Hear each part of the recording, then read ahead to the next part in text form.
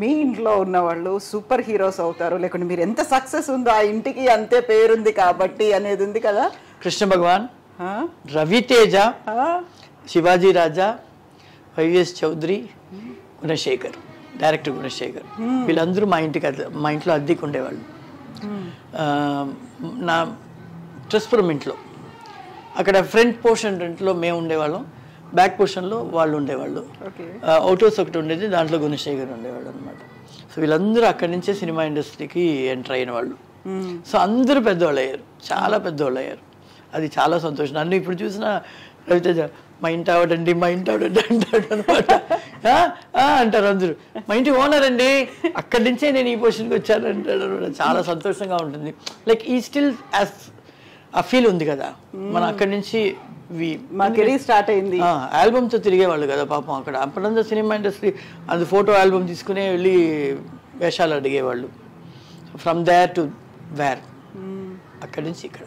So nice కదా ఆ టైంని, అప్పటి డేస్ని ఇప్పటికీ గుర్తుపెట్టుకొని చెప్పుకోవడం అంటే. కృష్ణ భగవాను చెప్తాడు, శివాజీ రాజా నన్ను చూసినా చెప్తాడు, అమ్మ ఎలా ఉన్నారా, ఇదిరా ఇల్లు ఏం చేశారా, ఫ్లాట్ కట్టేసా, ఫ్లాట్ కట్టేసి ఎందుకురా, ఇప్పుడు పెళ్ళంతా అయిపోయింది కాబట్టి అమ్మ ఇచ్చేస్తారు అది ఫ్లాట్స్కి, ఇప్పుడు ఫ్లాట్ ఒకటే ఉంది అక్కడ. అలా like they remember me, like they remember my house. నన్ను రిమెంబర్ చేస్తారు ఎందుకంటే నేను సినిమా ఇండస్ట్రీలో వాళ్ళతో పనిచేస్తున్నాను, వాళ్ళని బాగా మాట్లాడుతున్నాను. మా ఇల్లు ఆ ట్రస్పురం house, it's old house actually. పాత ఇల్లు కొన్నారు అమ్మ, అది డెమాలిష్ చేసి యాక్చువల్లీ కట్టాలనుకున్నారు. అది అలాగే కొంచెం రోజు ఒక 2-3 years 4 years ఉండింది కాబట్టి సో వీళ్ళందరూ అక్కడ అద్దెకి వచ్చారు. అక్కడ ఖాళీగా ఎందుకు వదలడం అని అద్దెకి ఇచ్చారు. సినిమా వాళ్ళకి నార్మల్గా ఇల్లు దొరకదు కదా, దొరకదు. అది వీళ్ళు బయట ఊరి నుంచి వచ్చిన వాళ్ళు, మన వాళ్ళు కాబట్టి ఇచ్చేస్తుంది, అమ్మ ఇచ్చేస్తారు. And what about your personal life? అమ్మ నాన్నది లవ్ మ్యారేజ్ కదా, మీది కూడా లవ్ మ్యారేజ్ కదా? నాది యాక్చువల్గా లవ్ కాదు, ఫోర్సబుల్లీ లవ్ అయిపోయింది. ఎవరు చేశారు ఎవరికి తప్పలేదు? లేదు actually we're actually good friends. తను యాక్చువల్లీ కొరియోగ్రాఫర్ అసిస్టెంట్ దగ్గర పనిచేసేవాడు. మేము బాగా మాట్లాడుకుంటాం డాన్స్ గురించి అంతా మాట్లాడుతుంటే ఆ గ్రూప్స్లో అందరూ సతీష్, అను, పారు తనిగా మాట్లాడుతున్నారు, ఏదో ఉంది అనేసరికి అది అమ్మ చేతులు అంతా, అమ్మ చెవికి అంతా వెళ్ళేసరికి అమ్మ ఏంటి నువ్వు ప్రేమిస్తున్నావా అలాగ మాట్లాడు, లేదమ్మని చెప్పినా నమ్మలేదు కాబట్టి అది ప్రేమగా మారిపోయింది ఏమో, ఫోర్సబుల్గా అలా పెళ్ళి. And we had a nice, ఒక కూతురు ఒక కొడుకు, లైఫ్ బాగుండింది. తను మంచి కొరియోగ్రాఫర్ అయ్యాడు, అరవల్లో కన్నడలో అంతా.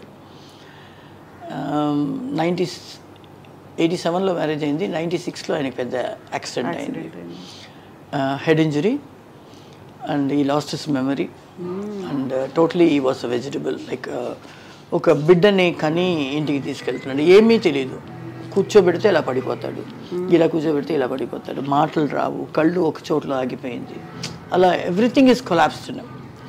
సో అక్కడి నుంచి నేను కొంచెం ఇండస్ట్రీకి దూరం అయ్యి ఆయన్ని చూసుకొని పిల్లల్ని చూసుకొని, ఎందుకంటే మనకి చాలామంది చెప్తారు నీలాగా ఎవరు చూసుకోరు, లైక్ ఆయనకి బాత్ ఇవ్వడం కానీ, బాత్రూమ్ వెళ్తే వాష్ చేయడం కానీ, ఫుడ్ తినిపించడం కానీ, ట్యాబ్లెట్స్ ఇవ్వడం కానీ, everything I was in this life. And ఆయనకి వాకింగ్ ప్రాక్టీస్, టాకింగ్ ప్రాక్టీస్ అన్నీ నేర్పించి మెమరీస్ తీసుకురావడం కానీ. ఈ వాస్ 11 years అలైవ్. దాని తర్వాత యాక్సిడెంట్ తర్వాత దెన్ వన్ ఫైన్ డే ఈ హ్యాడ్ అటాక్. తినిపిస్తూ ఉంటే పొరుగెక్కింది, అలాగే passed away. I lost my third kid actually, not my husband. అది అదే నేను విన్నది. సో అనురాధ గారు use to take care of him like anything అని ఒక చిన్న ఎవ్రీబడి నో దట్ కదా, ఎవ్రీబడి నో దట్. నాకు అందరూ చూసుకుంటారు, అందరూ చూసుకోలేరు వాళ్ళ పరిస్థితిని బట్టి. అండ్ సో సారీ అమ్మా, it's okay. I lost my husband 9 years లైఫ్లోనే అయిపోయింది. I brought my baby, third baby to the house. And ఆయన్ని చిన్న బిడ్డలాగా మొదటి నెల, రెండో నెల, ఒక 1 year 2 years అని 11 years పెంచాను. ఆ 11th year ఆయన చనిపోయారు. That is my third baby who passed away. Abhi కన్నా మా అబ్బాయి కెవిన్ కన్నా మూడో ఆయన మా ఆయన సతీష్. సో అలా అది దాని తర్వాత మళ్ళీ I started coming out for the films. అది ఆయన ఉండేటప్పుడే ఐ డిడ్ అంతరంగాలు, ఈటీవీ కోసం అంతరంగాలు చేసి పెట్టాను. వెరీ ఫస్ట్ సీరియల్ ఆ టైంలో మీరు చేసింది. And it's super duper hit serial. Antarangalu, అనంత మానస చదరంగాలు అని ఒక పాట వస్తుంది. ఆ అంతరంగాల్లో ఒక్కొక్కరు ఫేస్ వస్తుంది, లాస్ట్లో నా ఫేస్ తిరుగుతుంది. శరత్ బాబు గారు, అచ్యుత్, మా అమ్మాయి అశ్విని అందరితో వచ్చి లాస్ట్ ఫేస్ నాది. అది అంతరంగాలు అలాగే వస్తుంది. అది ఆయన ఉండేటప్పుడే ఆయన్ని తీసుకుని వెళ్ళి కూర్చోబెట్టి ఇలాగ రూమ్లో నేను షూటింగ్ చేసి షార్ట్ గ్యాప్లో వచ్చి కూర్చుంటాను అనమాట. ఆయన ఎవరితో యాక్సిడెంట్ తర్వాత వాడికి అమ్మనే నేను అమ్మ వెతుకుతున్నట్టే వెతుకుతాడు. పెళ్ళాము పిల్లలు అనేదంతా ఏమి తెలియదు వాడికి. మీకోసం మిస్సింగ్ ఆ టైంలో మీరు ఎక్కడికి వెళ్ళారు అనేది ఎదురు చూస్తూ ఉండేవాళ్ళు అలా. సో అందుకే చెప్పారు నా బిడ్డనే లూజ్ చేశాను, థర్డ్ బిడ్డని. సో దాని తర్వాత మళ్ళీ మై లైఫ్ ఇస్ యాక్చువల్లీ నాకు పెద్ద ట్రాజడీ రెండు బ్యాక్ టు బ్యాక్ ఏంటంటే ఈయన యాక్సిడెంట్, మా ఆయన యాక్సిడెంట్. మా అమ్మనే నాకు బ్యాక్ బోను అన్నీ. మా అమ్మ ఉంటే నాకు అస్సలు దేని గురించి పట్టించుకోను, బెంగలేదు, ఏమీ లేదు. ఆవిడ కరెక్ట్గా ఈయనకి యాక్సిడెంట్ అయ్యి థర్డ్ మంత్ స్టార్ట్ అయ్యే రోజు ఆవిడకి హార్ట్ అటాక్ వచ్చి కొలాప్స్ అయింది. So back to back I had 2 incidents within 3 months. And you have to take care of small kids. ఇద్దరిని చూసుకోవాలి. అబ్బాయికి 7-8 years, అబ్బాయికి 5-6 years ఉంటుంది. ఆయనకి యాక్సిడెంట్ అయినప్పుడు అమ్మ లేదు, తమ్ముడు యుఎస్లో సెటిల్ అయ్యాడు. సో ఇంకా ఉన్నది 3 పిల్లలు, వీళ్ళని చూసుకోవాలి. నాకు ఏంటంటే నేను సంపాదించాను కాబట్టి, బాగా ఉండింది కాబట్టి I was ఇంట్లో కూర్చున్నా I was able to take care of everything. అలాగే సంపాదన లేని వాళ్ళు ఎలా చూసుకుంటారు? Even though they love their husband, చాలా లవ్ చేసినా కూడా చూసుకోవడానికి అని కొంతమందికి కొన్ని ఇష్టపడితే చేయడానికి, కొన్ని ఇష్టపడవు. స్నానం చేయడం కానీ, బాత్రూమ్ వెంటనే కడగడం కానీ, అదంతా నాకు అది ఇదే లేదు. అన్ని ఫుల్ నేనే చూసుకున్నాను. నిల్చున్నే బాత్రూమ్ వెళ్ళిపోతారు, తెలియదు ఆయనకి, చెప్పడం కూడా తెలియదు. సో అదంతా దట్స్ వై ఈ thought that I miss mother. అవును కదా. ఫుడ్ తినిపించడం కానీ, ట్యాబ్లెట్స్ అలాగే ఇస్తే పురుగు ఎక్కిపోతుంది అనేసి కుట్ని పెట్టి దాన్ని నూరి దాన్ని వాటర్ కలిపి అలా స్పూన్లో తీసి అది ఇచ్చి మళ్ళీ వాటర్ ఇస్తాం, కరగబెట్టి. అలాగంతా ఒక 11 years I spend my total life on him to bring him back. So 70% పైన వచ్చారు, మెమరీ కూడా వచ్చింది. దాని తర్వాత ఈ సడన్లీ మాట్లాడేవాళ్ళ ఆ టైంలో పిల్లలు ఇద్దరిని ఒక 3 years తర్వాతే కొంచెం గుర్తుపెట్టారు. నేను బాత్రూమ్ వెళ్ళిపోతే అక్కడికి వచ్చి నిల్చుంటాడు, బెడ్షీట్ ఇలా వేసుకొని. చిన్నపిల్లలు పడుకుని లేచేటప్పుడు నేను ఇక్కడ లేకపోతే కనిపించకపోతే దట్ ఆల్ ఐ ఫేస్. నేను తొందరగా ఏడవను, దేనికి తొందరగా బాధపడను. వచ్చిందా సరే ఫేస్ చేద్దాం, లెటస్ ఫేస్. ఆ ఫేసింగ్లోనే ఒక ధైర్యం, ఇంకా బోల్డ్నెస్ వస్తుంది. ఎగ్జాక్ట్లీ. ఇంకా ఫ్రస్ట్రేషన్ ఏదైనా వచ్చింది, సింగిల్ మదర్గా 3 పిల్లల్ని పెంచుతాను మా ఆయనతో కలిపి. ఎగ్జాక్ట్లీ, అవును. ఆ టైంలో ఇంకా కోపం వస్తే ఉన్నాడు కదా దేవుడిని, ఆయన ఏమైనా అనొచ్చు కదా. అలాగే డెవలప్ అయిందా? ఎంతో గొడవ, ఆయనతో గొడవ పెట్టుకోవచ్చు. యాక్చువల్లీ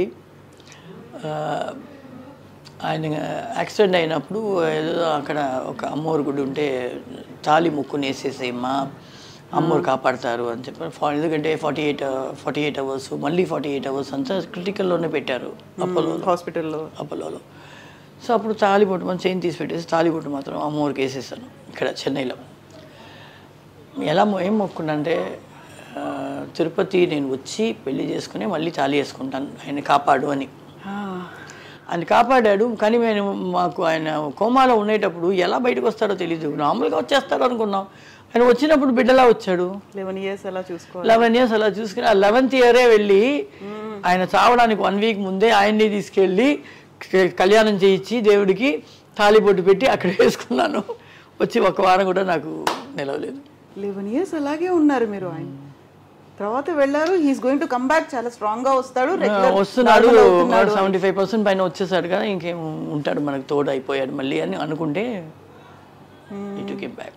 మేబీ నువ్వు తీయాలి, ఆయన వెళ్ళిపోతున్నాడు, నువ్వు అది వేసుకుని తీయాలి అని కూడా నన్ను పిలిపించి అది చేయించాడో ఏమో తెలీదు.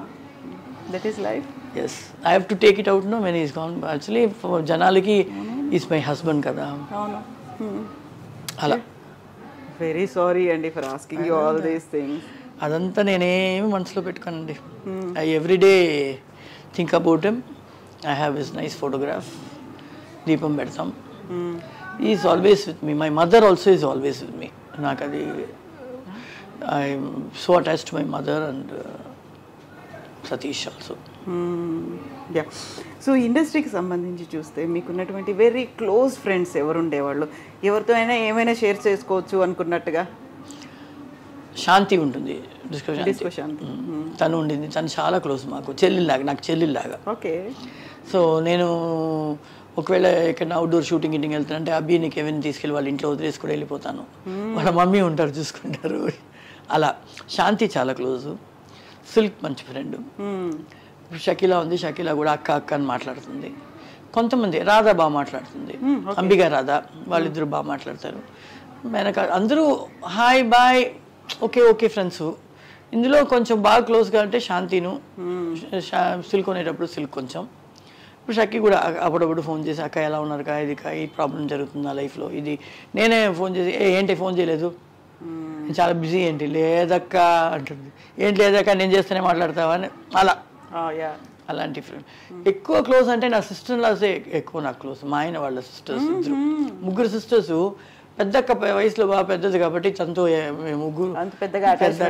మిగతా ఇద్దరు వచ్చేసి రావే పోవే ఏంటి ఎవ్రీడే వీడియో కాలింగ్, ఒక గ్రూప్ ఫామ్ చేసుకుని మా ఇంట్లో ఈ వంట, నేను ఇక్కడ షూటింగ్లో ఉన్నా, ఇలా మాట్లాడుకుని. Okay, like that. That's great. ఇక్కడ సిల్క్ స్మిత గారు సడన్గా సూసైడ్ చేసుకున్నారో, ఎలా చనిపోయారో తెలియదు. డిస్కో శాంతి గారికి శ్రీహరి గారు కూడా అలాగే పోయారు. కొన్ని సాడ్ స్టోరీస్ అనేవి ఉంటాయి కదా. మాకే చాలా సాడ్ స్టోరీస్ ఎందుకు వస్తున్నాయో తెలియట్లేదు.